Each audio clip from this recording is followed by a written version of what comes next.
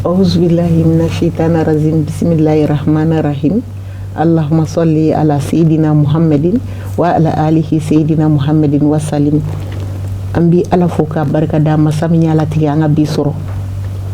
Nani barka da masara hamani nyame soli ya Aminata dinka Muhammadu Rasulullah kisini nema ubana so dungu sallallahu alaihi wasallam. Ka an filɛ baga bɛɛ lajɛlen fo diɲɛ seleke naani kanala an bɛ ka filɛ yɔrɔ yɔrɔ an b'a fɔ aw bisimila du ani denbaya kɛnɛ kɔnɔna la Sherifula TV ale sanfɛla don ka an fa an'an karamɔgɔ fo a Seyid Usman Sherifu Madani Hayidara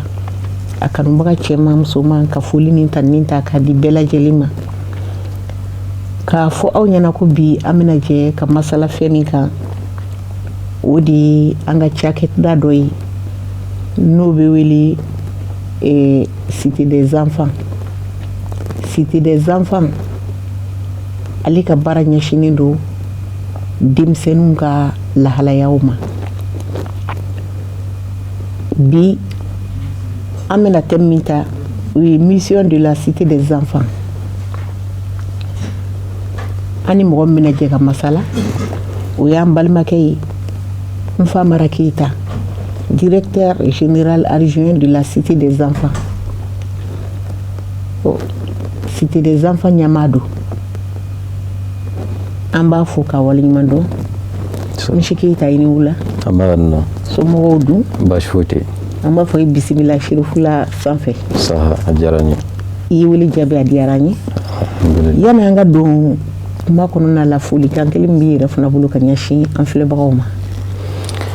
Alhamdulillahi rabbil alamin. An bɛ Ala fo ka barikada. An bɛ Sherifula TV baarakɛla bɛɛ lajɛlen fo k'a daminɛ sanfɛ mɔgɔw fo kana duguma mɔgɔ bɛɛ lajɛlen fo. Mɔgɔ mɔgɔ bɛ ka an filɛ nin waati na ka foli lase a bɛɛ lajɛlen ma. An bɛ jamana ɲɛmɔgɔw fo. An bɛ dugawu kɛ Ala ka jamana kolo suma Ala ka basigiw nata kɔnɔ. An bɛ yɛrɛ fo i kelen ne ka wele bila an ma k'an ka se nin kɛnɛ in kan.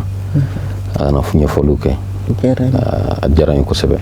Ok, merci beaucoup. Merci. Ala kana kuma ba don an da. Amin ya rabi. Ayiwa an bɛ an ka jamana ɲɛmaaw fo ya rabi k'a ɲini Ala fɛ Ala ka jamana Ala k'ale basigi. Amin amin. Ayiwa an y'a fɔ ye cogo min na o kelen don hali bi hakili jiginna k'a yira aw la k'an ka bi thème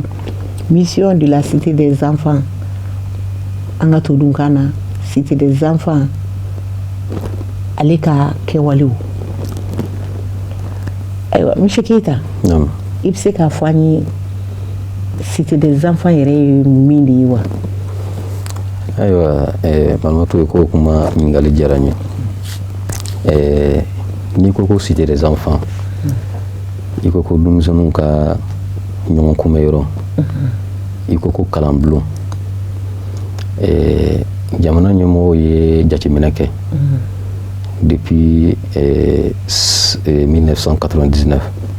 san 1999 le 15 septembre kɛrɛnkɛrɛnnenya la u ye hakilina ta ka Cité des enfants dayɛlɛ. N'i ye denmisɛnninw ka lamɔ jateminɛ i b'a ye denmisɛnninw bɛ lamɔ yɔrɔ saba de la. Denmisɛnninw bɛ lamɔ du kɔnɔ, denmisɛnninw bɛ lamɔ ekɔlisow la n'o ye kalanso yɔrɔ kalanso ye, denmisɛnninw bɛ lamɔ bɔlɔn fɛ. Mais jateminɛ nana kɛ k'a ye waati laban ninnu na denmisɛnnin kɔrɔlen bɔlɔn fɛ a kuma ka ca. Donc ɲɛmɔgɔw ye hakilina sɔrɔ ka ba yɔrɔ dɔ dayɛlɛ denmisɛnninw bɛ se ka ɲɔgɔn sɔrɔ yen n'u b'a fɔ ma ko institution ka se k'u kalan adamadenya taabolo ɲumanw na ani anw yɛrɛ ka tabiyaw ani jamana bɛ mara ni hakilina minnu ye walasa u ka se k'u sen da yɔrɔ dɔn. Donc Cité des enfants n'i ko ko Cité des enfants i b'a fɔ ko kalanbulon, i b'a fɔ ko denmisɛnninw ka ɲɔgɔn kunbɛyɔrɔ ka se ka adamadenya jɔsenw ka se k'o kalan k'u kun. Ayiwa an b'i fo k'i waleɲuman dɔn i ka ɲininkali jaabilen ninnu na. Cité des enfants a sigilen tilen ni sisan cɛ i ko ko depuis 1995. 99. 99. 99 kana se sisan ma a bɛ san caman bɔ. Yali kabrini aw ye baara ninnu daminɛ c'était des enfants denmisɛnninw ni denmisɛnnin wɛrɛw cɛla bɛ cogo di? O ɲininkali diyara n ye. Ni ye c'était des enfants ko fɔ n y'a fɔ cogo min na c'était des enfants tɛna fɔ yɔrɔ do yɔrɔ min bɛ denmisɛnninw bisimila k'u daga ye kuda ye ɲɛnajɛkɛyɔrɔ de don. Denmisɛnninw b'o wele n'an bɛ an ka baaraw boloda an bɛ wele bila denmisɛnninw ma denmisɛnnin ma bɔ denmisɛnnin na wa sigiyɔrɔ ko t'a la Mali denmisɛnnin bɛɛ dama ka kan c'était des enfants na hali farafinna denmisɛnninw u bɛɛ dama ka kan c'était des enfants na donc an bɛ baaraw kɛ cogo min na denmisɛnninw bɛ na u b'u wele de n'an bɛna baara sen minnu kɛ o baaraw mana kɛ u bɛ segin ka taa u ka so a t'i n'a fɔ ko yɔrɔ do ko denmisɛnninw bɛ daga ye kuda ye o tɛ c'était des enfants ka baara ye nka an ni dɔw bɛ baara kɛ ɲɔgɔn fɛ n'an bɛ se ka orientation di il y a des institutions d'encadrement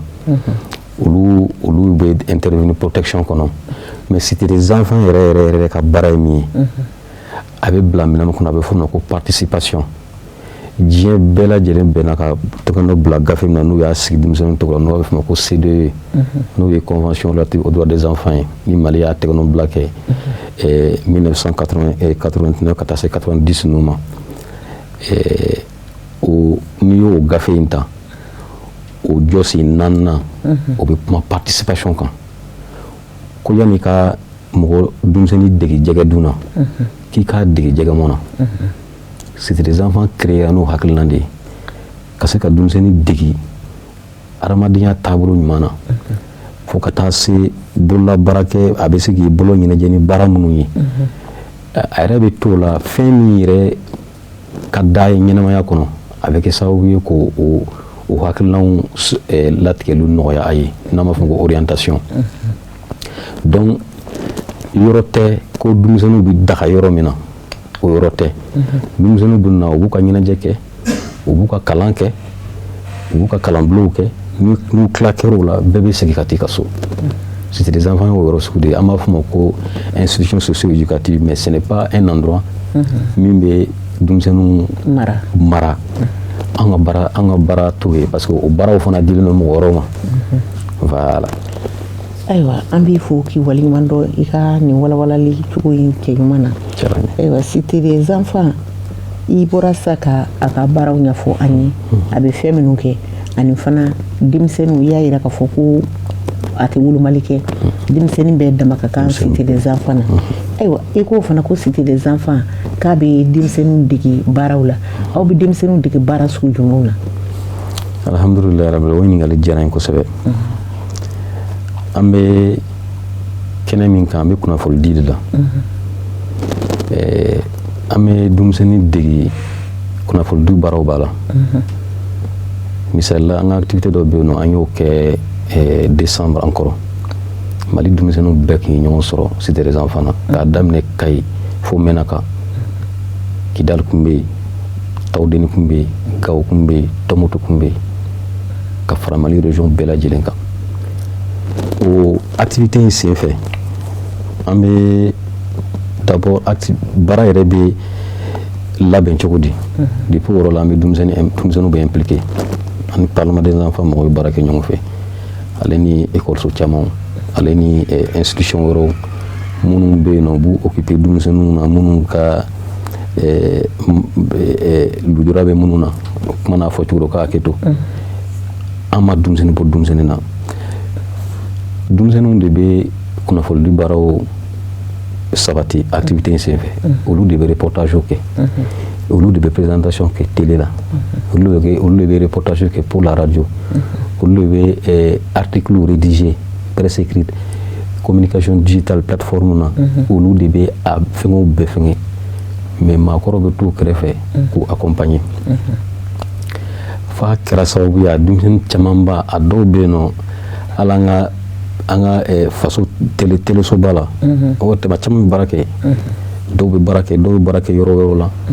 donc an bɛ o ye kunnafonidi yɔrɔ ye an b'u dege an b'u sensibiliser fana u yɛrɛ ka hakɛw kan parce que n'i y'a mɛn ko ni i mɔgɔ kan i yɛrɛ de da n'an y'u yɛrɛ ka hakɛw ye minnu ye a n'u ka kɛtaw parce que ni hakɛ bɛ fɔ hakɛ kuma bɛ fɔ yɔrɔ min na kɛta fana bɛ fɔ yen u bɛ ɲɛfɔ u ɲɛna u bɛ degi bololabaara dɔ i n'a fɔ an bɛ waati yɛlɛma minnu na sisan i b'a dɔn ɲama ni fɛnw caman fili o recyclage de déchets plastiques an bɛ denmisɛnninw dege nin na u bɛ bɔgɔlan ninnu kɛ u bɛ dessin ninnu kɛ donc robotique n'o ye subahana fɛngɛ ninnu minnu kunnafoni di minnu kura minnu bɛ yen robotique subahana fɛn ninnu an b'u dege o robot bɛ dilan cogo minnu na o bɛɛ bɛ kalansenw bɛ don o kɔrɔ baara camanba de bɛ kɛ yɔrɔ in na min b'a to denmisɛnnin yɛrɛ b'a ta n'a bila dɔn voilà. Ayiwa i y'a yira k'a fɔ ko nin wagati laban ninnu kɔnɔna la ko mara cogoya ko a gɛlɛyara fo ka fɔ k'a gɛlɛyara ayiwa e bɛ se ka mun de fɔ an ye c'était des enfants denmisɛnnin minnu bɛ aw bolo yen n'olu bɛ baara kɛ olu ka mara cogoya ani minnu bɛ yen sigida la n'u bɛ ka taa se kare kɔnɔ denmisɛnninw ma u ka mara danfara b'u cɛ wa? danfara min bɛ se ka kɛ denmisɛnninw fɛn o ɲininkali diyara n ye kosɛbɛ denmisɛnnin minnu bɛ taa an ka activité ninnu participer u caman bɛ yen nɔ u kunnafonilen don u b'u u sen da yɔrɔ dɔn ala barika la a denmisɛnnin dɔw bɛ yen nɔ i n'u bɛ bɛn kare kɔnɔ u yɛrɛ mansaw de b'i wele misali an bɛ activité dɔ kɛ vacances fɛ parce que ni bɛ congé école bilala dɔrɔn mansaw t'a dɔn u b'u denmisɛnninw kana koron cogo min na an ye fɛɛrɛ dɔ sigi sen kan ka activité dɔ kɛ an b'o kɛ vacances fɛ n'a waati sera den mansaw bɛ girin an kan a t'a kɛ ɲinan a t'a kɛ na an b'a fɔ k'an b'a kɛ donc i b'a ye denmisɛnnin minnu bɛ mansaw yɛrɛ de bɛ retour k'an ye dɛ u b'a fɔ ko dɔw yɛrɛ u b'a fɔ ko tiɲɛ yɛrɛ la ni activité in sera den ma parce que a kɛra sababu ye bin jogo tun b'a la a y'o bila parce que an bɛ citoyenneté ni civisme an b'olu bɛɛ kalan k'u kun i kan ka i mansa yɛrɛ bonya cogo i kan k'i comporter cogo min na du kɔnɔ société kɔnɔ ani yɔrɔ wɛrɛw donc o caman de bɛ yen nɔ denmisɛnnin yɛrɛ tɛ retour kɛ mais mansa de bɛ retour k'an ye donc o de b'a yira an na k'a fɔ ko en réalité fɛn min kɛra o kun o y'a faamuya o y'a dɔn fɛn min don donc o n'a ɲɔgɔnna caman donc an tɛ se k'an da don a fɛn bɛɛ la mais tiɲɛ yɛrɛ la an bɛ retour de sɔrɔ ka bɔ mansaw yɔrɔ fɔlɔ o ye kelen filanan denmisɛnnin min bɛ an ka nin activité min bénéficier u bɛ kɛ sababu ye ka u toɲɔgɔnw parce que an b'o sira dɔ yira u la u ka kɛ sababu ye k'u toɲɔgɔnw fana k'olu fana entraîner u fɛ walasa u change ka se effet contagieux u ka se ka siraw ta sira min bɛ adamadenya taa ko ɲuman ko fɔ voilà. Ayiwa an b'i fo hali bi k'i waleɲuman dɔn c'était des enfants a sigili ni sisan cɛ den kun fɔlɔ minnu tɛmɛna yen sira fɛ i y'a fɔ cogo min na olu kɛra mɔgɔ ye ayiwa olu yɛrɛ fana ni c'était des enfants cɛla bɛ cogo di u kɛlen ka ɲɛtaga sɔrɔ u ka retour kɛra mun ye ka ɲɛsin cité ma? bon i ko ɲininkaliw diyara n ye an ni u caman bɛ baaraw kɛ ɲɔgɔn fɛ u bɛ mɔgɔw orienté ka taa an fɛ minnu initiative bɛ minnu na minnu bɛ dɛmɛ hakilinaw ta ka ɲɛsin denmisɛnninw ma camanba de bɛ yen nɔ u b'an wele k'a fɔ ko an ye mena karisa ci ma ni hakilina in b'a la ni projet b'a la a bɛ se k'a dɛmɛ cogo a bɛ se ka ɲɔgɔn accompagner cogo min na a baara ka ɲa a bɛ ɲɔgɔn accompagner ten cɛw camanba yɛrɛ de bɛ n'an ye ɲɔgɔn yɔrɔ la bonya ni karama de bɛ yen n'an fana y'u ye an bɛ sewa kosɛbɛ parce que an b'a dɔn an ye ka baara min kɛ sanjikɔrɔ wɔsi tɛ n y'a f'u ye cogo min na o camanba de bɛ jamana cakɛ daw caman na dɔw yɛrɛ bɛ jɔyɔrɔbaw la mun tɛmɛ c'était des enfants fɛ n tɛna tɔgɔ fɔli kɛ pour que k'a yira k'a fɔ u bɛ denmisɛnninw kunkanko kuma fɔ hali cité yɛrɛ kunkanko kuma u b'a kumaw fɔ u bɛ yɔrɔ o yɔrɔ donc tiɲɛna hali k'a d'anw ma o ye belebele donc an n'u caman bɛ contact la wa ni an bɛ an ka activité organiser ni u bɛ se ka baara minnu kɛ u bɛ se ka fɛn minnu lawaleya an bɛ wele bila caman ma u bɛna an dɛmɛ baaraw la misaliyala an ye activité min kofɔ n'an y'a kɛ décembre o activité senfɛ an ka denmisɛnnin lamɔlen dɔ bɛ yen nɔ an y'ale de wele ale de tun bɛ ka denmisɛnnin tɔw k'u coacher kunnafolidi siraw fɛ parce que ale yɛrɛ kɛra kunnafolidi ŋana ye bi fo a ka émission b'a bolo donc o n'a ɲɔgɔnna caman vraiment a baara kɔni a nafanba dɔ y'o ye ressources minnu produits minnu bɛ former olu yɛrɛ bɛ kɛ sababu ye ka retour kɛ u kɔmɔgɔw ye pour que u fana ka se ka bɔ o nɔ ma donc an b'o caman kɛ. Ayiwa an b'i fo hali bi c'était des enfants i yɛrɛ y'a fɔ wolomali t'a la cɛman ni musomanw u bɛɛ bɛ yen ayiwa kalan in na cɛ ni muso yali danfara b'u cɛ wa? Danfara foyi t'u cɛ anw fɛ yen nɔ n'an ko an k'i ma k'i ka na ni denmisɛnnin 10 ye an b'a préciser lettre kɔnɔ musomanin 5 cɛmanin 5 parce que anw bɛ département min fɛ o jannen don cɛ ni muso ka hakɛw jamana ɲɛtaga baaraw la sira caman kan o lidi bɛ an ka département bolo donc o siratigɛ la an ti kulonkɛw la an bɛ activité fɛn fɛn kɛ activité 100% filles tɛ yen 100% garçons t'anw fɛ yen c'est toujours mixte et hakili b'a la an ye journée internationale de la jeune fille n'o ye musomaninw tɔgɔladon ye o activité in senfɛ an ye cɛmanin dɔw bila parce que an bɛ to ka concours de kɛ an ye cɛmanin dɔw bila ka message dɔw dilan pour que ka se ka musomaninw soutenir u ka combat la ministre yɛrɛ tun b'a kɛnɛ kan nin waati na an b'a yɛrɛ fɔ kosɛbɛ n'o ye madame Jara Jɛnɛbu Sanogo ale de ye ministre de la promotion de la famille donc kasi des enfants yɛrɛ directeur général n'o o ɲɛmaya bɛ madame Sila Fatumata Sila bolo bi an b'a fana fo ka tâche bila kɛ ɲɛmɔgɔ tɔw ye n'o ye tanti Amina fo ka taa se ala ka hinɛ la Seko Danbele ale de kɛra cité des enfants directeur général fɔlɔ ye ale de y'a tu tigɛ an bɛ tâche bila ka taa u bɛɛ lajɛlen yɔrɔ donc pour dire que an bɛ fɛn caman kɛ parce que n'i ko musomanin n'i ma cɛmanin fana ko fɔ i ye danfara kɛ donc ale activité minnu bɛ yen nɔ n'a bɛ santé de la reproduction n'o ye musomanin ka se ka a bɛ se ka yɛrɛ ladon cogo minnu na ka kɛɲɛ ni bɔn n tɛna n da don a détail la o activité minnu n'an b'a kɛ